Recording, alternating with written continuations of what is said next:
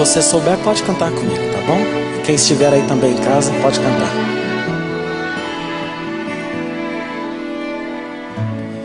Eis-me aqui, a semana me cansou. Estava no trabalho, esqueci de ti, Senhor. Eis meu coração, toma em tuas mãos. Eis-me aqui, meus pés não podem mais. Cansei de andar sem rumo, procurando meu lugar. Eis a minha dor, entrego a ti, Senhor.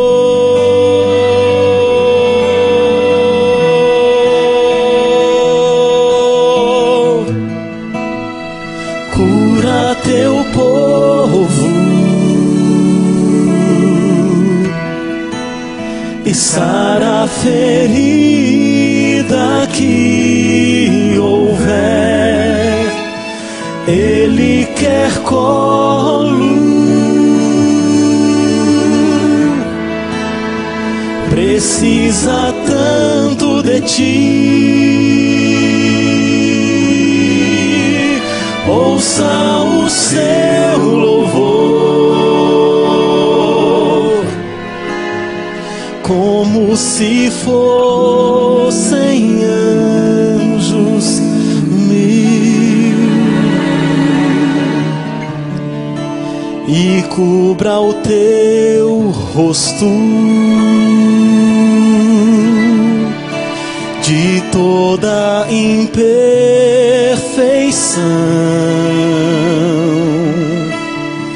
e cumpra em nós o teu querer.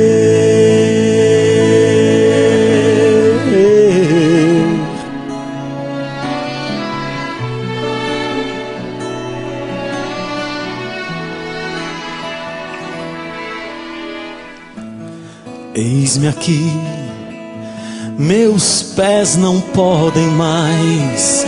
Cansei de andar sem rumo, procurando meu lugar. Eis a minha dor, entrego a ti, Senhor.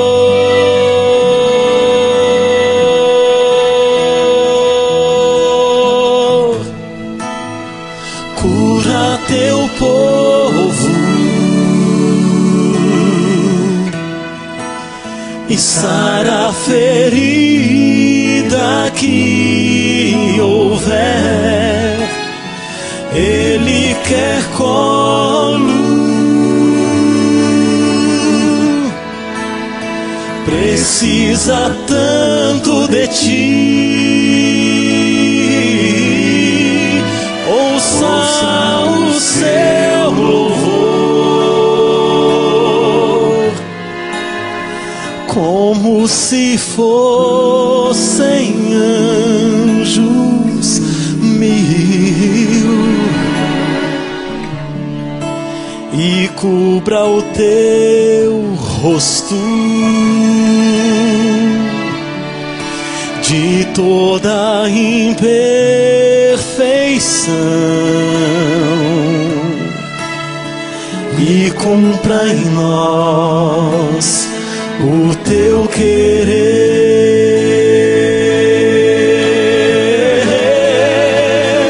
Ouça o seu louvor,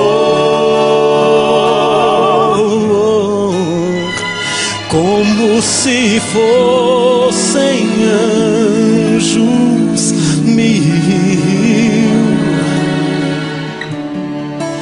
e cubra o teu rosto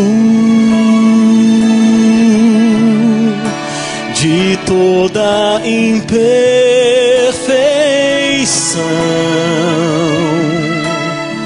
e cumpra em nós o teu querer.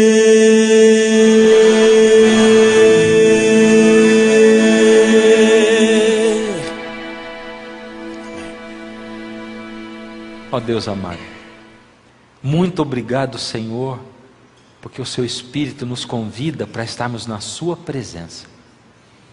Ó Senhor, nós sabemos que o Senhor deseja ter esse encontro conosco, e nós queremos nos encontrar com o Senhor. Por isso, Senhor, mantenha a nossa mente, o nosso pensamento, tudo do lado de fora, as coisas de lá de fora para lá, e traz-nos para dentro, Senhor, para dentro do Seu pensamento, do Seu sentimento, daquilo que o Senhor deseja para nós. Em nome de Jesus, amém. Muito bem, eu quero convidar você para abrir a sua Bíblia no livro de Jó. Jó, capítulo 1.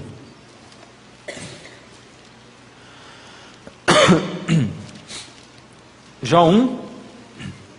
Nós vamos ler do 1 ao 12, tá bom? Aliás, nós vamos fazer assim, nós vamos ler o Jó do 1 em diante, e conforme for passando aí, eu digo para vocês, vamos para tal verso e tal.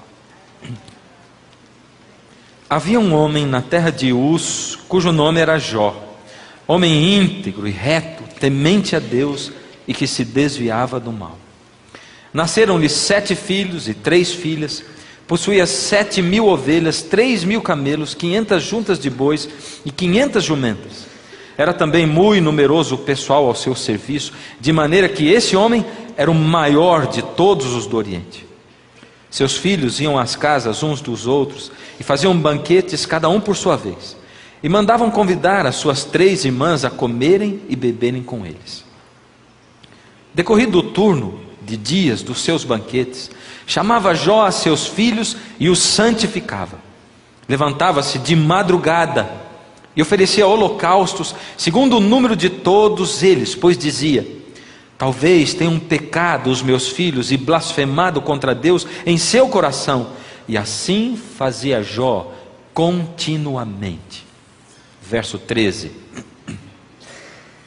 Aconteceu um dia em que os seus filhos e as suas filhas comiam e bebiam vinho na casa do irmão mais velho, que veio um mensageiro a Jó e lhe disse: os bois lavravam e as jumentas pasciam junto a eles. De repente deram sobre eles os sabeus e os levaram e os mataram ao fio, e mataram aos servos ao fio da espada, e só eu escapei para trazer a notícia. Falava este ainda quando veio outro e disse: fogo de Deus caiu do céu e queimou as ovelhas e os servos e os consumiu, e só eu escapei para trazer a notícia. Falava este ainda quando veio outro e disse: dividiram-se os caldeus em 3 bandos, deram sobre os camelos, os levaram e mataram aos servos ao fio da espada, e só eu escapei para trazer-te a notícia. Também esse falava ainda quando veio outro e disse: estando teus filhos e tuas filhas comendo e bebendo vinho na casa do irmão mais velho, eis que se levantou grande vento do lado do deserto e deu nos 4 cantos da casa, a qual caiu sobre eles e morreram, e só eu escapei para trazer essa notícia. Então Jó se levantou, rasgou o seu manto, raspou a cabeça em sinal de tristeza e lançou-se em terra e adorou e disse: nu saí do ventre da minha mãe e nu voltarei. O Senhor o deu, o Senhor o tomou, bendito seja o nome do Senhor. Em tudo isto Jó não pecou, nem atribuiu a Deus falta alguma. Uau!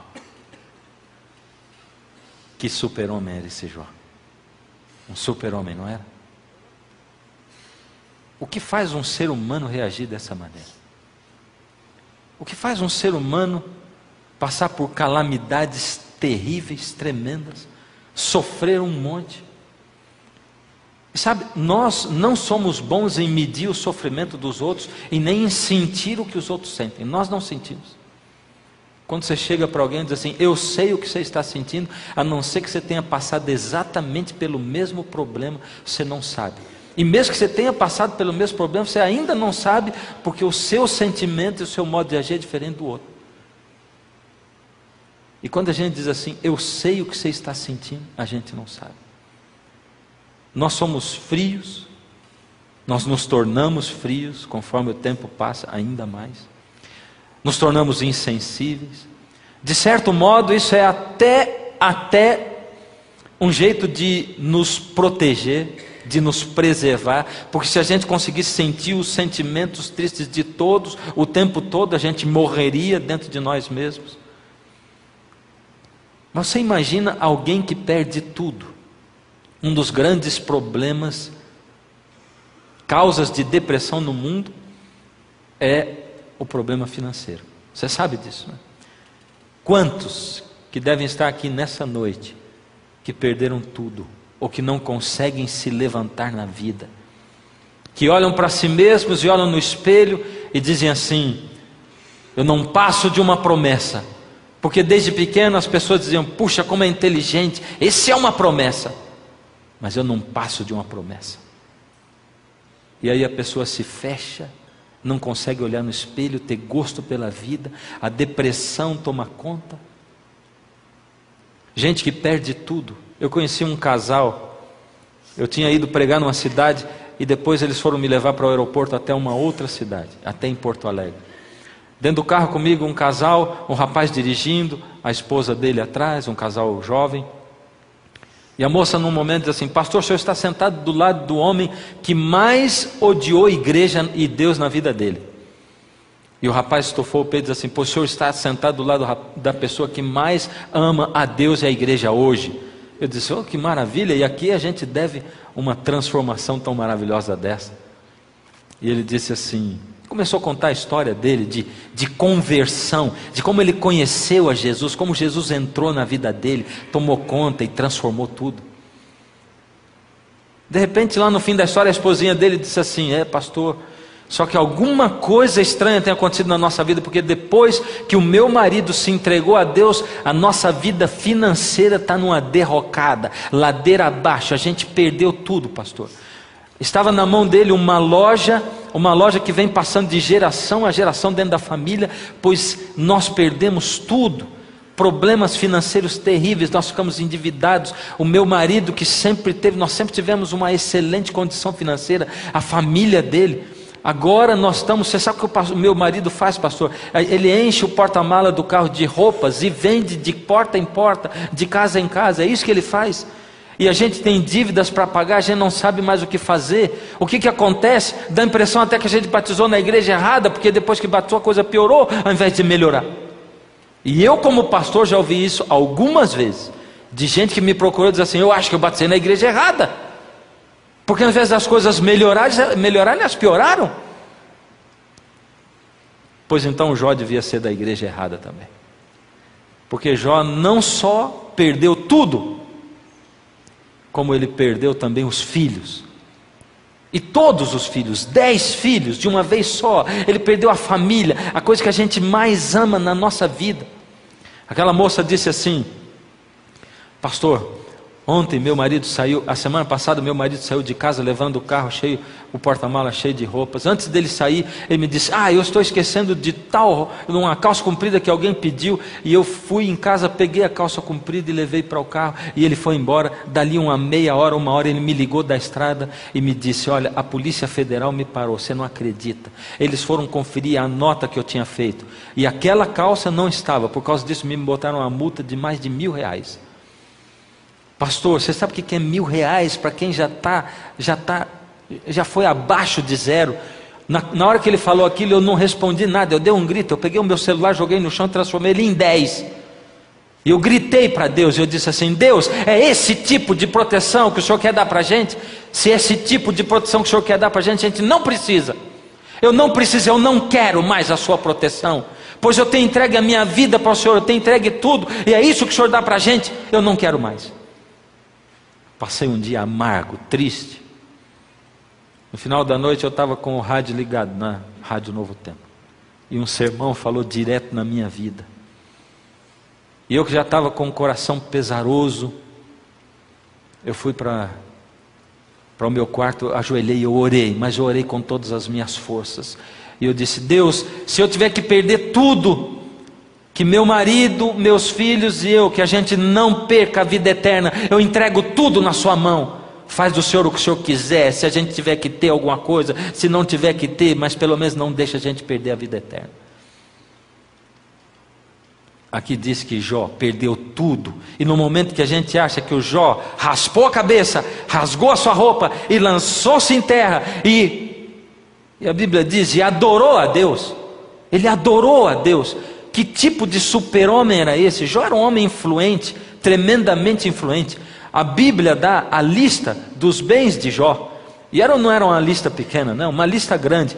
A Bíblia diz o seguinte, que Jó acumulou, como ele era um homem muito rico, ele tinha primeiro 7 filhos e 3 filhas, o maior tesouro de Jó. Ele tinha 7.000 ovelhas, 1.000 bois, 3.000 camelos, 500 jumentas.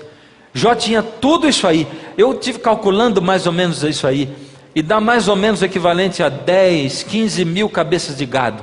E outro dia eu estava viajando pelo estado de Rondônia e perguntei para um amigo meu, você conhece alguém por aqui que tem 10 mil cabeças de gado? Ele diz, olha, que eu conheço, no estado tem mais de 10 pessoas, mas pelo Brasil tem muito mais gente.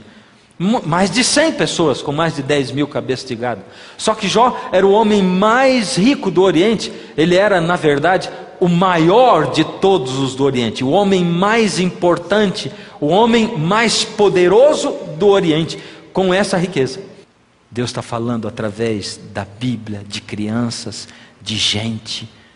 Deus está falando na mente, na consciência. Deus está falando através de sonhos. Deus está falando através de visões.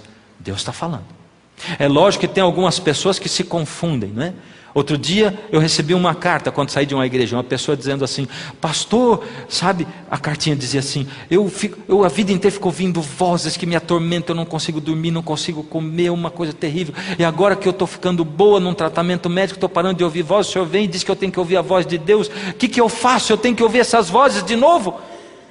A gente tem que distinguir o que é a voz de Deus e o que não é a voz de Deus. Se você tem vozes que atormentam você, logicamente que isso não é a voz de Deus. Se alguma voz que fala para você não fala de acordo com a palavra de Deus, não é a palavra de Deus. Se tem gente que não vive uma vida de comunhão com Deus e vive achando que Deus fala com ele e diz assim, eu profetizo sobre você, que você tem que sair, largar do teu marido e não sei para onde, eu profetizo, o tempo todo eu profetizo sobre você. O Senhor Deus, Ele opera através do seu Espírito, e Ele produz na vida das pessoas o fruto do Espírito, e a vida é coerente com a palavra de Deus. Porém, eu não posso ficar aqui do outro lado com tanto medo de gente que não é dirigida pelo Senhor, ou de não ser dirigido pelo Senhor, que eu fico longe do Senhor, porque eu tenho medo de passar do limite.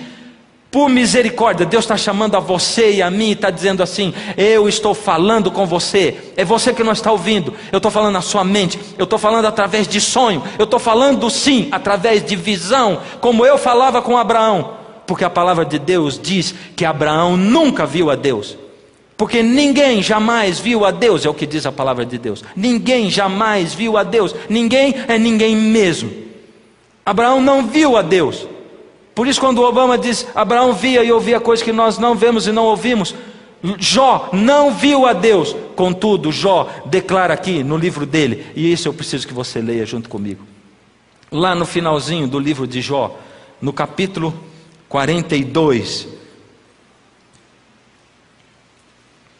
verso 5, eu te conhecia só de ouvir, mas agora os meus olhos te veem, é o que Jó diz, depois de sofrer um monte, depois de viver uma experiência com Deus, se agarrar em Deus, durante o sofrimento, um sofrimento miserável, que acabou com a vida de Jó, com a família dele, depois de Jó não largar das mãos de Deus, mesmo no meio do sofrimento, mesmo de Jó se levantar e diz, mas eu sei que o meu Redentor vive, e que por fim se levantará. Ora, Jó viveu milênios antes de Jesus, e como ele diz, eu sei que o meu Redentor vive e que por fim se levantará, é porque Jó oferecia holocaustos, ele construía os altares, e ele oferecia os cordeirinhos que representavam a Jesus, e ele diz, eu sei que o meu Redentor vive e que por fim ele se levantará sobre a terra. E Jó, que nunca viu a Deus, Jó se levantou no fim e disse, antes eu te conhecia só de ouvir, mas agora eu te conheço porque eu te vi. Ele viu com os olhos da fé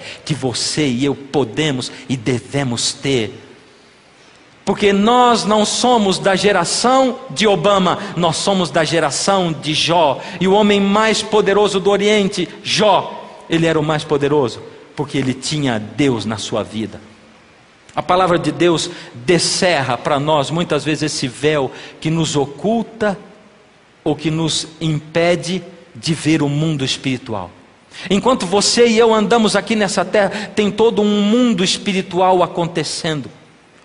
Enquanto você e eu estamos vivendo aqui, se os nossos olhos pudessem ser abertos para a gente enxergar o mundo espiritual, o que a gente veria, por exemplo, aqui dentro desse lugar? A gente veria anjos, porque a palavra de Deus diz que cada um de nós tem um anjo, e ela promete que quando você se ajoelha para orar ao Senhor, o anjo do Senhor se acampa ao seu redor, e ele está ali, ao seu lado, e que ele, através do toque do Espírito no seu coração, quando você se ajoelha para orar, ele toma as suas orações e leva diante de Deus. É isso que o anjo faz. O anjo do Senhor está aí ao seu redor o tempo todo. Esse mundo espiritual está aí. Imagina que trabalho Deus tem para fazer se cumprir uma promessa dele, quando ele diz: todas as coisas contribuem para o bem daqueles que amam a Deus. Para Deus fazer isso se cumprir como Ele prometeu, porque é promessa dEle. E saiba que todas as coisas vão contribuir para o seu bem. Mas espera aí, como contribuir para o meu bem?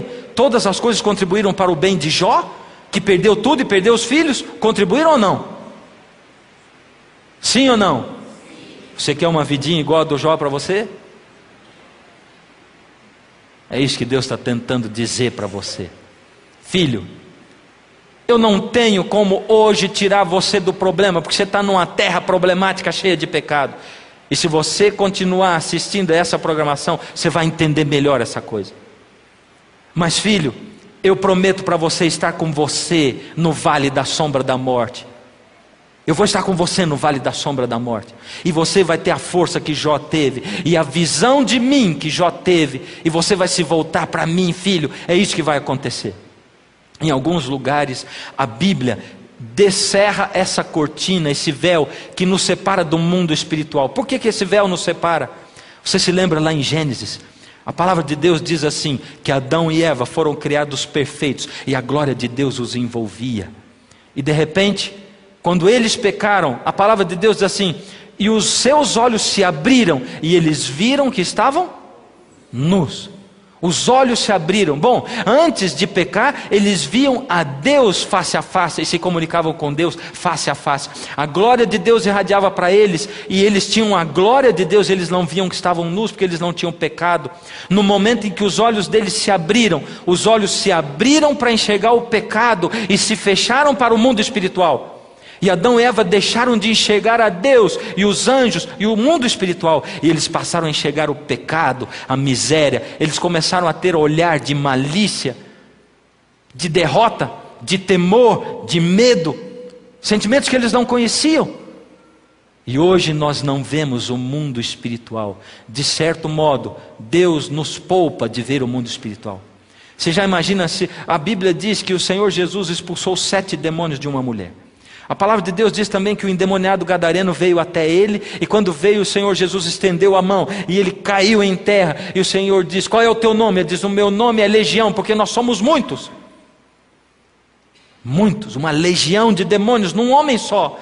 E você já imagina, se você enxergasse o mundo espiritual com esses olhos, você andando pelo meio da rua e vendo uma pessoa passando com 7 demônios, outro com uma legião de demônios, e a guerra no mundo espiritual, porque enquanto você e eu vivemos nessa terra, existe uma guerra ferrenha acontecendo o tempo todo no mundo espiritual. A palavra de Deus diz em 2 Pedro, que o diabo, o nosso adversário, anda ao derredor, bramando como um leão, procurando a quem ele possa tragar. Você anda o tempo todo. Eu faço caminhada e corro ali nas vizinhanças de onde eu moro, e ali tem muito cachorro. Já fui mordido 2 vezes, o último rasgou meu short inteiro. E tem um ali que eu sinto arrepio só de pensar que um dia ele pode escapar de dentro da casa dele. Ele é um Rottweiler desse tamanho assim, a cabeça dele desse tamanho. Ele é jovem, encorpado, e ele é o único cachorro que quando eu passo não late. Ele corre para lá e para cá, e ele ele funga, ele é ofegante assim, e ele faz assim, de lá para cá. E toda vez que eu passo ali eu lembro do texto de Pedro. O diabo, vosso adversário, ele anda ao derredor, bramando como um leão, espreitando a quem ele possa tragar. É o tempo todo. E Deus diz na sua palavra, no Salmo 139, tu estás, o salmista diz, adiante de mim e por detrás de mim, e sobre mim estendes a tua mão. E a nova tradução da linguagem de hoje diz assim, tu estás por todos os lados. Isso quer dizer que quando eu aceito a Jesus, e eu declaro a Jesus, e eu convido Jesus logo de madrugada para Ele fazer parte da minha vida e me proteger, eu ando com um escudo protetor, e o diabo, meu adversário, ele vai andar ao derredor mesmo, ele não vai me devorar, porque o Senhor Jesus já armou aqui um escudo protetor contra o diabo, e ele não vai conseguir vitória sobre mim na tentação, porque existe uma luta assim, e o tempo todo os anjos do Senhor estarão me protegendo. Quando eu vou ao banco, quando eu vou à escola, quando eu vou para o trabalho, ali estão os anjos do Senhor montando guarda ao meu redor, para que o inimigo não consiga me vencer na tentação, e eles lutam por mim, porque a nossa luta não é contra a carne, mas é contra os poderes espirituais que habitam na região celeste, e eu não tenho como lutar contra eles, eu sou fraco, eu sou miserável, eu sou derrotado por eles. Mas quando eu clamo ao Senhor Jesus, se o inimigo chega, ele diz assim, hoje você é derrotado aqui, eu luto com você pelo Fernando, porque ele usou a liberdade de escolha que eu dei para ele, e ele me escolheu. Mas como ele vai me proteger se eu não autorizo ao Senhor, se eu não tenho tempo para ele, se eu não o busco, se eu não trago o Senhor para dentro da minha casa, e ao invés de oferecer o altar da família, eu ofereço o altar da televisão dentro da minha casa? Como o Senhor vai me proteger? Se eu não lembro de Deus durante o dia, se eu não autorizo ao Senhor tomar conta da minha vida, e eu encho a minha mente, o meu corpo de lixo o tempo todo, como? Deus está falando e nós não estamos ouvindo. Deus está se mostrando e nós não estamos vendo. Ele está se mostrando no mundo espiritual. A palavra de Deus diz que enquanto você e eu vivemos aqui na terra, no mundo espiritual, lá no céu, aquele santuário de Israel que existia aqui, existe lá no céu também. E esse santuário é muito mais real do que o que havia aqui, porque o que havia aqui já não há mais, e aquele lá ainda existe. E ele tem um significado especial para a sua vida e para a minha. Ali o texto diz o seguinte: viu-se um grande sinal no céu, a saber, uma mulher vestida do sol com a lua debaixo dos pés, e uma coroa de 12 estrelas na cabeça, que achando-se grávida, grita com dores de parto, sofrendo tormentos para dar à luz. Quem é essa mulher, será? Quem é essa mulher?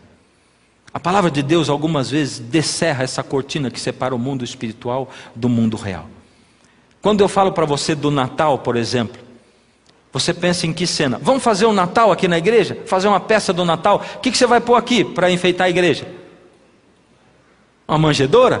Quem vai ter de personagem ali? Manjedoura é um nome bonito para uma coisa chamada estábulo. Foi ali que Jesus nasceu. Cheirava estábulo, cheirava mal. O Filho de Deus nasceu num estábulo. Estava ali a manjedoura. Mas enquanto o Senhor Jesus, o Deus feito homem, nasceu como um bebê frágil aqui nessa terra, deitado na manjedoura, o que será que estava acontecendo no mundo espiritual? Uma mulher grávida prestes a dar à luz. E quem estava perseguindo essa mulher? Viu-se também outro sinal no céu, e eis um dragão grande e vermelho, com 7 cabeças, 10 chifres, e nas cabeças 7 diademas. Que dragão era esse? A sua cauda arrastava a terça parte das estrelas do céu, as quais lançou para a terra. Um dragão forte, poderoso, uma cauda capaz de arrastar 1/3 das estrelas do céu e jogar para a terra. Quem são essas estrelas do céu? 1/3 que foram jogadas para a terra?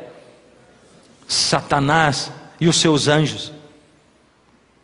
Enquanto Jesus nascia feito um bebê, lá no mundo espiritual, Satanás estava fazendo de tudo para acabar com Jesus. Por isso Deus tinha que mandar o anjo e dizer assim: agora vocês vão se recensear lá, agora vocês fujam para o Egito, Aí avisava os reis magos: olha, não voltem pelo mesmo caminho, porque Herodes está tentando, ele está incitado por Satanás, ele está tentando destruir o bebê, então não volte pelo mesmo lugar, para vocês não falarem onde o bebê nasceu. E o Senhor ia fazendo para que tudo desse certo, para que o inimigo, o dragão, não derrotasse ao Senhor Jesus, que veio para morrer por nós. Era isso. No livro de Jó também se abre o mundo espiritual e esse mundo. Como se abre ali? Justamente nos versos que nós não lemos. E eu não vou ler esses versos agora, mas está aqui entre o 6 e o 12. Ali a gente consegue ver o mundo espiritual que está acontecendo. Jó começa a sofrer, mas por que Jó sofre? A Bíblia diz que é porque um dia, quando o Senhor Deus fez uma reunião entre os representantes de cada mundo que Ele criou, Satanás apareceu ali como representante da terra, usurpando ser o representante da terra, porque ele tinha enganado Adão e Eva, e que estava dizendo: eu represento a terra no lugar de Adão. E o Senhor Deus disse: de onde você vem? Ele disse: eu venho de rodear a terra e de passear por ela. E Deus diz: você viu o meu servo Jó?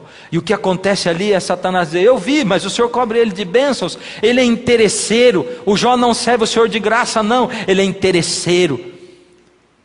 E o que acontece em seguida é um negócio parecido com desculpa o termo, mas uma aposta.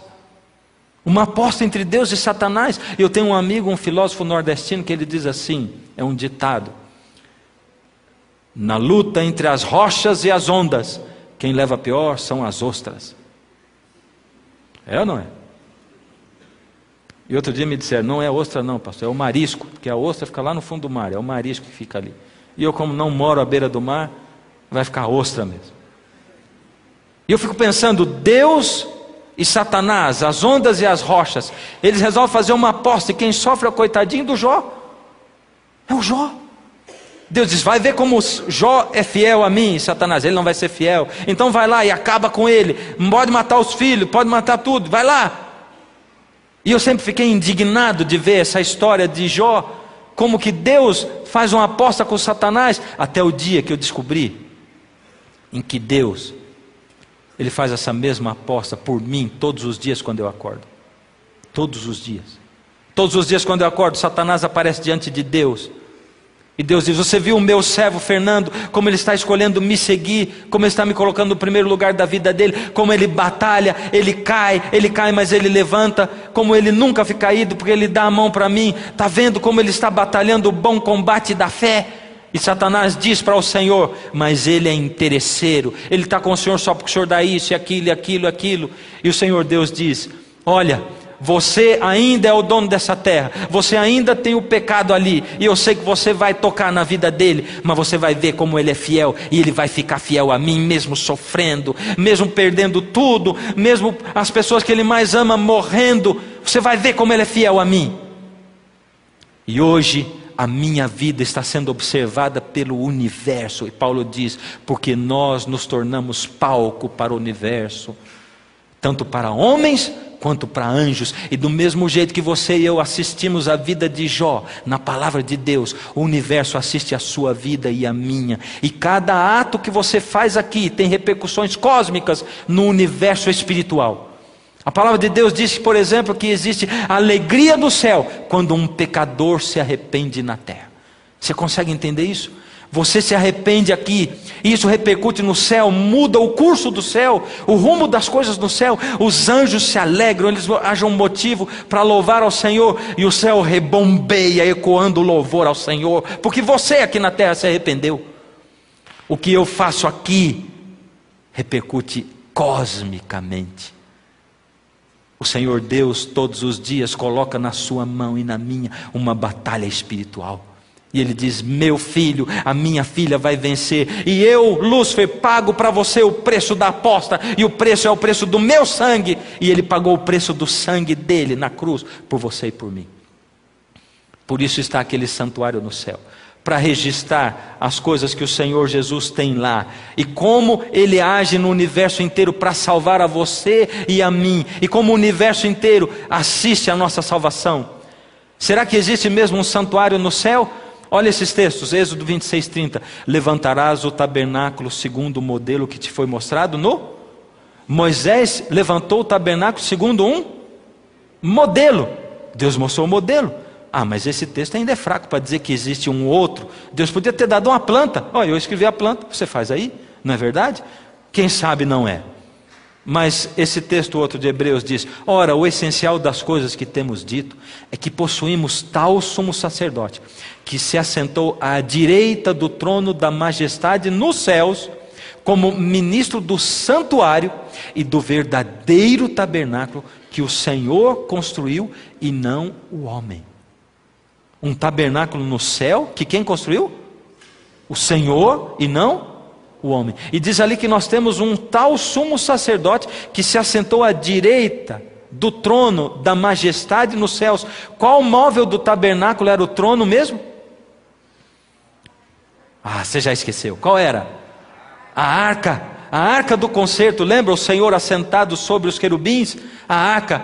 Por isso o trono de Deus, da onde Ele governa o universo, a arca do concerto, ali no santuário dos céus. Mas diz mais, tem mais coisa. Por exemplo, nós vamos descobrir que no lugar santo e no lugar santíssimo havia móveis. Você se lembra? Lembra dos móveis que tinha lá? Que móveis tinha lá? Lugar santo e santíssimo. Lugar santo. Quando a gente entrava, quando o sacerdote entrava, do lado direito, o que tinha? A mesa. Do lado esquerdo, o castiçal com as 7 lâmpadas.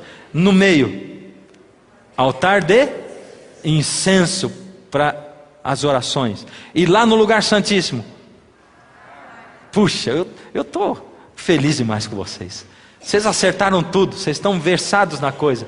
Esse texto diz: era necessário, portanto, que as figuras das coisas que se acham nos céus, as figuras das coisas que se acham nos céus, se purificassem com tais sacrifícios, aqueles sacrifícios do Cordeiro, Paulo está falando. Mas as próprias coisas celestiais tinham que ser purificadas com sacrifícios superiores ao sacrifício do Cordeiro. Qual foi o sacrifício superior ao sacrifício do Cordeiro? O de Jesus, que era o cumprimento daquela coisa que significava o sacrifício do Cordeiro. Agora veja, o apóstolo João, no Apocalipse, ele enxerga o santuário. No Apocalipse, o Apocalipse é o Novo Testamento. E Hebreus, esse texto que a gente acabou de ler, também é o quê? Novo Testamento. Então no Novo Testamento está dizendo que tem um santuário no céu. E João, o último livro da Bíblia, o Apocalipse, ele diz que ele viu também algumas coisas. Por exemplo, no Apocalipse 4:5 e no 8:3, João viu 7 lâmpadas de fogo que ardiam diante do trono de Deus. Onde tinha 7 lâmpadas mesmo? Que ardiam diante do trono? No lugar santo. Ele viu mais, um anjo segurando um incensário, e foi-lhe dado muito incenso. Onde estava o altar de incenso? Ou seja, João enxergou no santuário do céu o lugar santo. O que será que ele enxergou mais? Ele enxergou também o lugar santíssimo. Abriu-se no céu o templo de Deus, é o que João diz. E o que foi visto lá dentro? E foi vista a arca da aliança no seu santuário. Que é uma coisa mais clara do que essa, de que existe um santuário no céu. E de que ele viu lá no santuário do céu, o santuário funcionando, com um altar de incenso, o incensário, a arca. E aqui eu queria dizer um negócio para você, com todo carinho, com todo amor de novo. A verdade dói muitas vezes, não dói? Preocupa muitas vezes, não preocupa? O que ficava dentro da arca da aliança no santuário aqui da terra? O maná, a vara de Arão e os 10 mandamentos. E se essa arca está ali no céu, o que tem lá? A vara, o maná e os 10 mandamentos. Aliás, isso é dito claramente no livro do Apocalipse. E foi vista a lei de Deus também. Agora você vê, o Senhor Deus tem um santuário no céu, aonde o cordeiro é quem? Aonde o sacerdote é quem? E aonde o sumo sacerdote é quem? E o que ele está fazendo nesse santuário do céu? Esse é o que a gente vai ver a partir de amanhã, ou a partir do próximo programa. O santuário no céu. Enquanto isso, Deus diz para você e para mim: abre os olhos espirituais, me chama para tomar posse da sua vida. Abre os ouvidos espirituais, me chama para que eu possa falar com você através da minha palavra, através das pessoas, de todo jeito. Porque eu estou gritando e você não está me ouvindo. Eu estou me mostrando e você não está me vendo. Chegou o tempo de eu me manifestar, porque eu já estive calado por muito tempo, diz o Senhor. E agora eu vou me manifestar. E você vai saber nessa série de programas quão próximo nós estamos da vinda do Senhor Jesus Cristo, através de profecias que nós vamos estudar. Você vai ver quão próximos nós estamos, as profecias se cumprindo. O Senhor Deus não nos deixa na escuridão. Mas Ele diz: filho, primeiro de tudo, abre os olhos e os ouvidos. Porque eu estou falando com você, mas você não está me ouvindo. Outro dia, eu fui fazer uma série na cidade de Curitiba. E ali eu fui correr. Achei um bosque chamado Bosque do Papa. E aí comecei a correr lá. No segundo dia, eu já tinha corrido ali uns 30 minutos, mais ou menos, 35. Quando eu notei que eu passei pela terceira vez pela mesma pessoa. E na hora que eu passei por essa pessoa pela terceira vez, quando eu passei por ele assim, Deus me falou assim: vai e fala com ele. Lembra como é que Deus fala comigo? O céu se abre, uma luz aparece, foca só a minha cabeça, e eu ouço uma voz estilo Cid Moreira falando: vai e fala com ele. É assim, não é? Não, não é. É um senso da presença de Deus, é uma coisa assim: vai e fala com ele. E eu fico pensando na hora assim: não, peraí, isso é da minha cabeça, eu estou inventando, acho. É só porque eu vi esse camarada da terceira vez, porque ele é o único que não está com roupa de corrida, ele está com roupa de trabalho, sou eu que estou inventando. Mas aí fica: vai e fala com ele, vai e fala com ele. Eu disse: tá bom, se é para eu falar com ele, me bota esse rapaz na minha frente de novo. Só que eu ia dar mais uma volta, eu tinha passado 3 vezes por ele, já estava anoitecendo. E quando eu já fui para frente e já tinha distanciado, aí eu olhei para trás, porque eu me arrependi, já não vi o rapaz mais. E eu continuei minha caminhada e disse: Deus, me põe ele na frente. Eu já fiquei arrependido de não ter falado com ele. Mas eu vou falar o que com ele? E Deus diz assim: você vai lá e fala para ele assim: eu sou pastor, e Deus me mandou falar com você. Você deve ter alguma coisa para me falar, ou para me perguntar, e eu estou aqui para responder. Claramente, assim, só isso. E eu corri, e quando eu voltei, eu não achei o rapaz. Aí que eu tive certeza que era para eu ter falado com ele, e eu não falei com ele. E eu fiquei desesperado. Porque quando Deus fala para a gente não pode negar o que Deus pede para a gente fazer.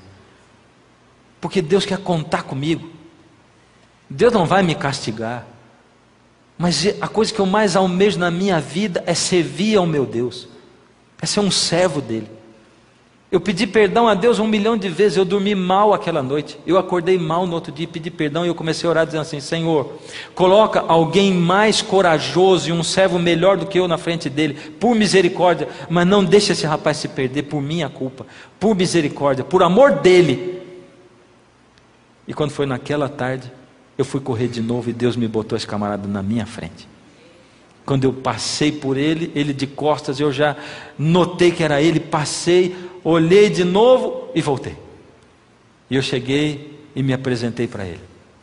E eu conversei com ele. E eu disse: olha, ontem eu estava correndo por aqui, desculpa, meu nome é Fernando, eu sou pastor da igreja adventista. Ah, o senhor é pastor? Sou. E sabe, eu estava aqui correndo ontem, passei pela terceira vez por você, e Deus me falou: vai e fala com ele. E aí eu não falei com você. Mas por que o senhor não falou? É porque eu sou tímido para falar assim pessoalmente. Eu falo na frente das câmeras, do povo, mas pessoalmente com uma pessoa que eu nunca conheci, parece um muro, uma barreira intransponível. Eu não consigo, é difícil para mim. E ele disse: não, tudo bem. E eu digo assim: é o seguinte, mas hoje eu orei, Deus me botou você na minha frente, eu não esperava te ver mais.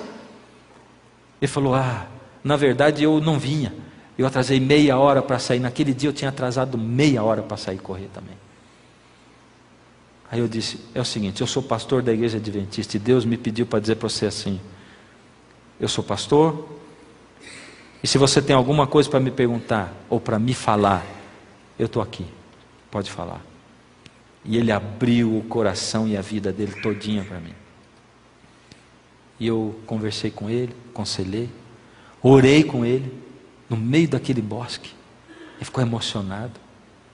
Quando terminei de orar, eu digo assim, me dá não, eu vou te dar o meu telefone, você vai ligar para mim a hora que você quiser, quando você precisar de mim. E ele anotou. Então o senhor pega o meu telefone também. Ele me deu o telefone dele. Quando foi no outro dia, 6 da tarde eu liguei para ele. É o Xavier? É o Xavier. Logicamente o nome dele não é esse, eu estou inventando outro nome. Aqui é o Fernando, o pastor que te encontrou ontem lá no Bosque do Papo. Ah, tudo bem. Eu quero te dar, estou te ligando para te dar o endereço da igreja onde eu estou pregando aqui em Curitiba todas as noites. Ah, mas eu não posso ir, eu tenho compromisso. Não, calma, Xavier. Só estou ligando para te dar o endereço. Quando Deus tocar no seu coração, você vai. Naquela noite, eu estava dentro da sala pastoral, quando uma senhora chegou e disse assim, pastor, tem um rapaz aí que chegou e disse que foi o senhor que convidou para ele vir aqui. Disse que encontrou com o senhor lá no Bosque do Papa. É o Xavier.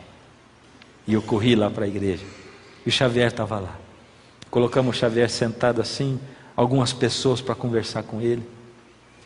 E quando terminou o culto, o Xavier veio correndo, me deu um abraço assim, eu amei esse lugar, que coisa maravilhosa esse povo aqui, eu amei isso aqui, eu vou voltar aqui mais vezes. E eu fiquei tão feliz, tão feliz. E de vez em quando eu lembro do Xavier e eu oro por ele. Você acha que Deus falou comigo para eu falar com o Xavier? Deus colocou ele na minha frente. Deus colocou a gente em contato. E assim Deus tem feito inúmeras vezes. Inúmeras. Lamento algumas em que eu não tenho escutado Deus falar. Porque quem sabe naquele momento eu estou com tanta coisa na cabeça. E às vezes a gente tem tanto som na cabeça. Um fone de ouvido de cada lado. No carro. Dentro de casa. Ah, eu fico em casa sozinho, eu gosto de ouvir um barulhinho. E você fica ouvindo o barulhinho, você troca esse barulhinho pela voz de Deus que quer falar com você. Quer conversar com você. Deus está dizendo, por misericórdia, ouve a minha voz, eu acompanho você desde quando você nasceu, eu sei a sua vida, eu sei cada detalhe seu, eu falo com você, eu tenho chamado você incansavelmente, mas cadê você que não ouve a minha voz? Cadê você que não olha para mim? Cadê você que não atende ao meu chamado? Você ainda é o meu filho e eu sou o seu pai, por misericórdia me escuta, porque o tempo está acabando, falta pouco tempo. Então o Senhor Jesus olha para você e diz, filho, por misericórdia, vem para mim. Nessa noite, o Senhor Jesus está chamando a você e a você, que nunca entregou o coração a Jesus publicamente, que em nenhuma das programações anteriores veio aqui à frente. O Senhor Jesus está chamando a você, que um dia entregou o coração a Jesus, mas rompeu com Ele e foi para longe dEle. E presta atenção, porque Ele vai chamar você para vir aqui na frente, para dizer, Senhor, eu quero pertencer ao Senhor, toma minha vida nas Tuas mãos. E não vai ser fácil, porque no momento em que você se dispuser a lutar, vai ter uma luta espiritual do bem contra o mal na sua mente, e você vai ser o campo de batalha entre o bem e o mal.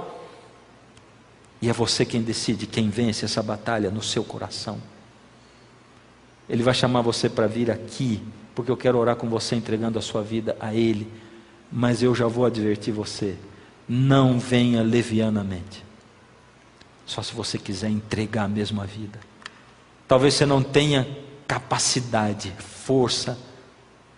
Mas então diz, Deus, eu não tenho força, eu não sei como, mas o Senhor está me chamando e eu vou lá. E Deus diz, vem filho.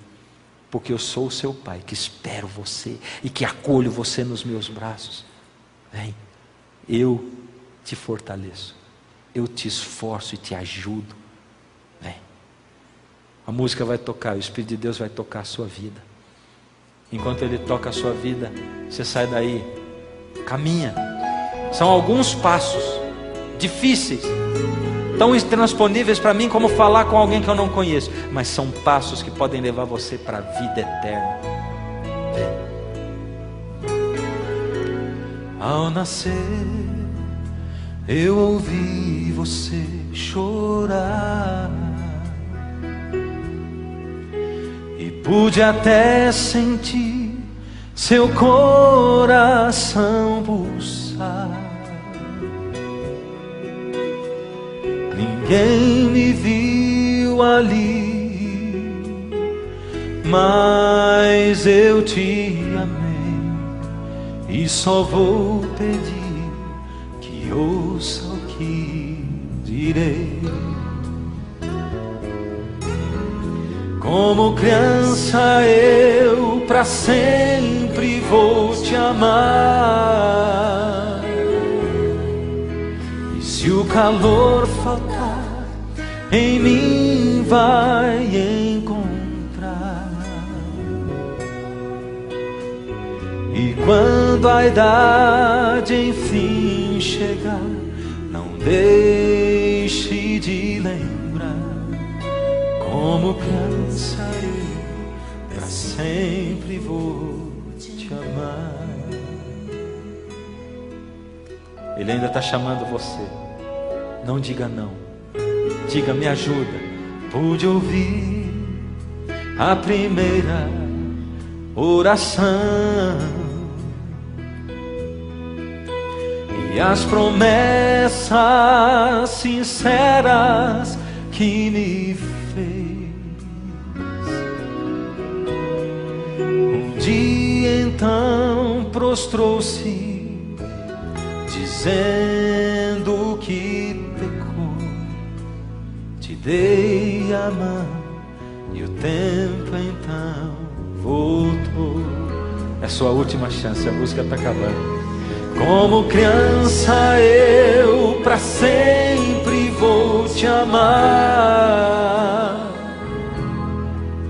e se o calor faltar, em mim vai encontrar. E quando a idade enfim chegar, não deixe de lembrar. Como criança eu pra sempre vou te amar. Como criança eu pra sempre vou te amar, e se o calor faltar, em mim vai encontrar. E quando a idade enfim chegar, não deixe de lembrar. Como criança eu pra sempre vou te amar. Como criança eu pra sempre vou te amar.